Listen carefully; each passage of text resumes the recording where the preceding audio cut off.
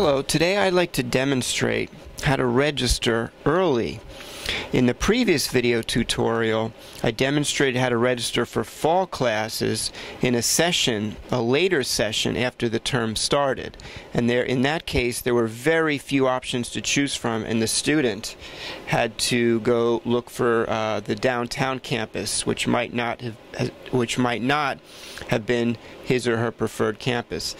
In this case, we're going to register early today, starting for winter. So that's what we're going to do today, and you'll see how many more options are available now when we register early, and the process should be a lot smoother.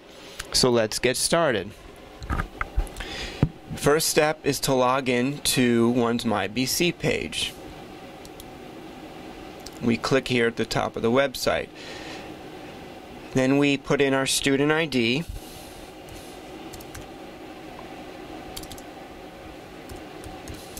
And remember, we put in our 6-digit password, month and year of birth. Okay. Again, we go to the registration icon at the top. Click Add Drop. Okay. Now, in this case, since registration opened up, we have Winter 2013 as an option. We click on it. Select term. Okay. Now, again, since we're registering early, you should be able to find everything in your preferred campus. So let's say in this case the student wanted North Campus. So we click North. And remember, if you had an educational plan done with an academic advisor already, instead of inputting the courses in the course ID boxes here, you would simply click Import from Plan on the right. Let's do it. And in this case, the student had their courses imported, had the academic plan done, so the course is imported.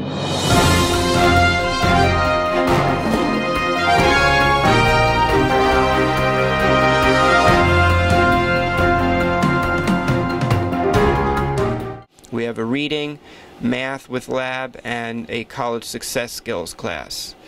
Okay, now the campus is selected, the course IDs are there. We simply click Search Now up here, the red button. Okay, and it goes alphabetical order. So math shows up first because M is the first letter in the course ID, whereas for reading, R is the first letter. And college success skills starts with S. Okay, so for now, let's add the math first. Math is the trickiest because you have to add a matching lab with it. The reading and the SLS, you don't have to register for the lab with it. Okay, so for example, let's say this student likes this math class, elementary algebra. It's a Tuesday, Thursday, R for Thursday, and it's 8 a.m. to 9:15. Okay, here's the building and room. And this is session 1. We went over the sessions in the first video, but here's session 1, which is the most popular because it starts in January in this case and lasts through May. That's the whole term. Okay, so let's click on this section, this 6-digit reference number to the left. Okay, see how it adds it to the cart? Now with this, you can't click the update button until you add the correct lab.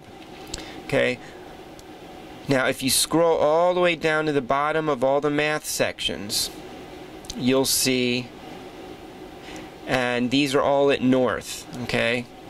You'll see 3 lab sections. The labs, remember, are not classes, as you learned in the first video, but you have to click on the lab that matches the session of the lecture. So in this case, session 1 was the class we registered for, so now we're going to click on the lab for session 1. Now that both of those are added, we can click Update, and it says Successful. Don't worry about the warnings. You could meet with an academic advisor to modify your plan if you're getting warnings, but it won't block you from registering. If it has registration not successful in red, then you know it's a block. Okay? So now let's add a reading. So remember, we build our schedule so we know in this case the math was Tuesday, Thursday in the morning. So let's say the student now wants to add a reading for Tuesday, Thursday. Let's say the student wants to keep everything for Tuesday, Thursday.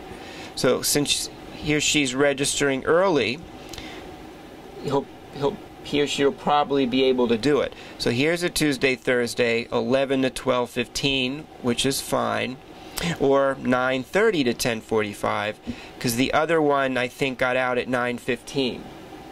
So let's say we click on this.